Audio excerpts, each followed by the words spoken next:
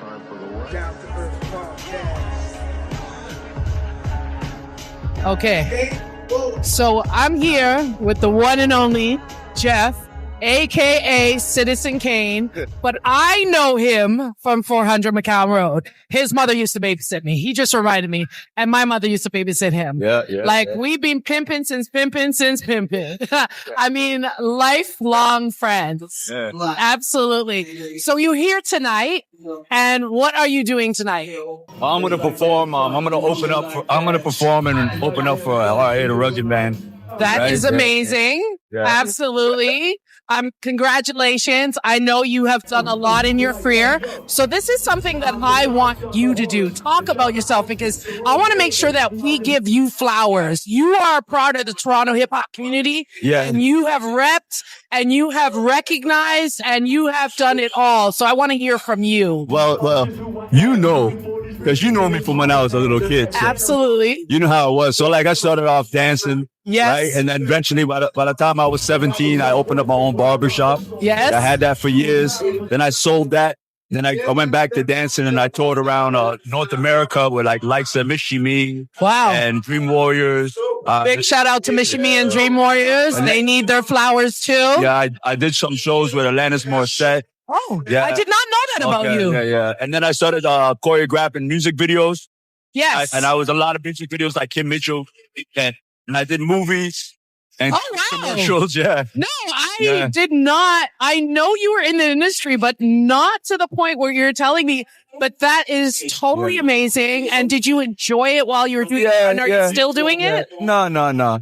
But I was doing like Pepsi commercials and stuff like that. That is fantastic. And then after that, like while I was doing that, I used to do murals and paint. Yes. all around. Listen, you know what I remember as childhood friends? You were in an art class, I believe. Yeah. And my mom, I think maybe Florence, and your mom invited us to go to an art show. Not an art show. You were in an art class. Excuse me. Yeah, maybe. And I'm a child. Yeah. You're a child, but you were creative. Like the yeah. day you were born, I get there and I'm like, holy, because I knew you drew, but honestly, we might have been under 12. That's to show you how young we were. You know what I mean?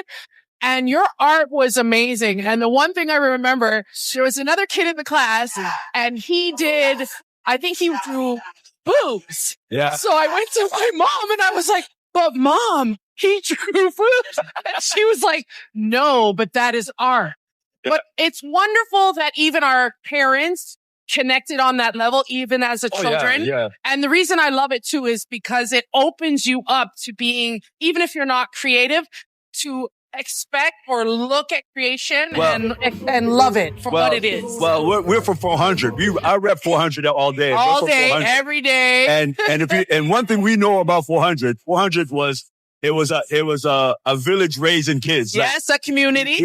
We were raised by each other's parents. Absolutely. And it was such a supportive, it was the hood. Right. But it was so supportive. It was so much fun. Yeah, it was so much fun too. Yeah, absolutely. And hip hop and creativity. Even you guys call me creative, but creativity was around us all the time. That's true. I believe that because we had to figure it out, as you're saying. Yeah, and we made the best out of nothing. And one thing I'll say, it's never where you start. It's where you're going, and look at us now. I never thought I'd be sitting here interviewing you. And you, my friend, and I love that. I want to talk about another thing that you did. And this was for me and Bernita and Claudette. Do you remember you wrote a rap for us? I mean, I have the worst memory in the world. That's okay. We were probably teenagers, and now we are in the thrust of hip hop. We were already born, people. Okay, we were alive. We witnessed the birth of hip hop. And this man right here, I asked him, "Can you write a rhyme for me?" I should have brought it. But you know what? Back in those days, what I remember about back in those days is that we always put on little shows and stuff. Yes. We always do that. It was at we used to go down to Markham and Eglinton, and there was a community center. Yes. And then we used to do lip syncing competitions and all that. In the schools and all that. It was just the vibe we had back then. It was such a good time in a good neighborhood. So let's change the subject a little bit and fast forward. Now that you've gone back to the stage and you've decided to come back, and I don't even want to use the word come back, but do you still enjoy the art of hip hop and getting on the stage and all of that good stuff? Yeah, I enjoy it more now than I did before, right? Wow. Yeah, because I had time to step away from it and look at it from a distance and my career and the whole vibe of the whole landscape of how hip hop was in Canada and how I went through. And I have more appreciation of what like when you're in the thick of it, you don't enjoy it as much as when you go back and think about it. Right. So like now, and you're now raising kids and doing other things and working or whatever it is. And it's funny too, right? Because I'm still in Scarborough, so a lot of the OGs tell my kids, "Oh yeah, you know your dad used to do this and this." Yeah. So there's a pride behind what I did. You know what I say, and I say this warmly: you're a hood superstar. You know what I mean? Yeah. Absolutely. No. I mean, we have to recognize, again, who this man is and what he's done for the community. And I'm so happy to be the one interviewing him. You guys don't even understand. It is a pleasure. Is there anything else you want to talk about today? Not really. Like I'm just so happy to see you. Yeah, I don't think it's crazy, right? You guys don't understand, right? Like my whole childhood, I spent hanging around with her. Benita, Derek Payne. Oh, yeah. Shout out to them. All the people of my neighborhood. Simone Matthews. Yes, right? Matthews. Yes. Yeah, Lennox and his family. Yes. And it was such an amazing experience. When I'm rapping and I'm talking about my hood and I'm talking about my life experiences, it's so authentic. I don't think people understand. I didn't. We are living it. I didn't discover hip hop. Hip hop discovered us. Right. So I'm coming from a totally different angle. I don't know anything else but hip hop. It's like you. There was a lot of West Indian reggae and stuff in our neighborhood. Right. But hip hop was us. Yes, absolutely. Absolutely. We grew up on soca, country music, everything. Yes. And our friends were DJs, our friends were break dancers. Right. So I'm just happy to see you. And oh, that's so sweet. I'm so happy to see you as well. And you look amazing too. Oh, thank you. I'm trying. I'm going to end the interview with anything that you would like to shout out in regards to for yourself. Are you have any upcoming concerts? How about your social media? No, it's funny because everybody asks me about that, right? But I really don't participate as an artist in social media. I know you didn't follow me back. No, sorry. You know what the funny thing? People get mad at me, but I'm trying to keep my follows at 400. Wow. Why? Because I'm from 400. Oh, yeah. Right? I might go to 410 because that's how Yeah. But I get what you're saying. So, I've over the years I've appreciated because you know how I grew up and I would always do art and I would always dancing. I appreciate being out of the spotlight for a little bit and got to live my life and appreciate my life. I don't think a lot of artists get a chance to do that. No, absolutely. You're always and I raised my kids. Yes, and I enjoyed living with my wife. How many kids do you have? I have 3 kids. I have two grandkids. Woo! Oh, congratulations! And the kids having kids. That's crazy, right? So, and you know how I lived. I was kind of crazy, so I'm kind of happy. Listen, one thing I gotta say to you too, it's I don't think we were crazy. I think we were surviving. Oh, yeah. And we have nothing against your parents. We come from an era where they're kind of different, and it was a little rougher for us. And then you got the hood.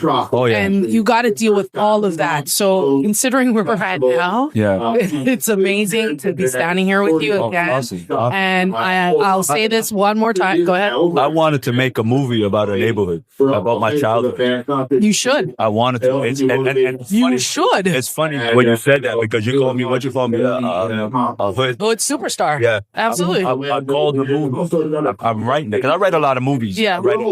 You're very creative as we spoke. Yes. I wrote it and I called it Ghetto Superstar. Oh, wow. It's loosely. Oh, wow. But it's more about my neighborhood. Yeah, I think you absolutely should. Our neighborhood, this is what I want to point out. Our neighborhood is legendary. Yes, I know that. It's a legendary neighborhood. I know that. Right? I know. And I don't think people understand what I'm... How deep. Yeah, how deep. Yeah, absolutely. Such a legendary time. Yes. And Scarborough itself, and we came from an era where, listen, we were allowed to play outside. Like, we're one of these kids, we were feral. Yeah. We were literally feral. I mean, we took the licks just to be outside. Oh, yeah. Because outside was where we lived. And like you said, you got to be creative. You got to do what you want. So I think, truthfully, you should do the movie. And you know what? Well, I wrote... Let me say something. Remember coming to all of us and asking maybe for some memories that might be able to help you I will. as well. You know what I mean? But Yeah, it's I think you should. I remember. Doesn't matter. I remember a lot of events. Yep. Right? But it's loosely based on a neighborhood because you always see movies about like neighborhoods in Brooklyn and neighborhoods in LA, but they don't understand that like at least as I feel about 400 and Southside Scarborough at that time in the 70s. Yep. In the early 80s. Yep. Like, it was on par with, like, I was seeing stories about Brooklyn. I'm like, yo, we were doing the same shit. Listen, Dream Warriors, Guru opened for Dream Warriors. Yeah. That's how big Dream Warriors was. Come on. Like, so that part of the history, you can't be a hip hop head and just like the music. You gotta know about your history. This is living history. We have to give this man flowers because all what he's talking about is what we both experienced. He experienced it from an artist's point of view. I was a fan. My fanism, if that's a word, turned into passion. Yeah. Do you know what I mean? Yeah. And like I said, I'm able to interview you and I've had an amazing time. Please, I know you don't want to follow nobody. That's okay. But still, shout out your Instagram. Okay. I will. Shout out your Instagram. My Instagram is The Real Citizen Kane. You can check it out on The Real Citizen Kane. If you're following me on Instagram, you're basically following my life, not really following my music career. Right? That's okay. That's okay. And I think I like it like that. You know what I mean? Right. Because a lot of people look at artists as artists, but we're all just human beings. We're not perfect. Exactly. You know what I mean? And I try to stay grounded because I don't like to ever think I'm better or than anybody. Right? That's us, though. Yeah, we're very authentic. And if you weren't humble, we would humble you. Bacchanal. Yeah. So, again, guys, I'm with Citizen Kane, a.k.a. Jeff. It was a great interview. I appreciate you. My name is Spade from Citizen Kane, Scartown's finest, and I'm chilling with my girl, Anessa. And I want everybody to check out the Hip Hop Festival and Down to Earth podcast. Thank you, guys. Thank you again. Appreciate you. Well, we gonna fight. Brother, hold the L, make this shit go right. And I get back to you by the end of the night. Just chill, and I get back to you by the end of the night. Brother, stay strong and survive these days. Give a pound to my heads from around the way. Hold your head up, fuck the shit they say. Give a pound to my head. One more time. Brother, stay strong and survive these days. Give a pound to my head from around the way. Hold your head up, fuck the shit they say. Give a pound to my head from around the way.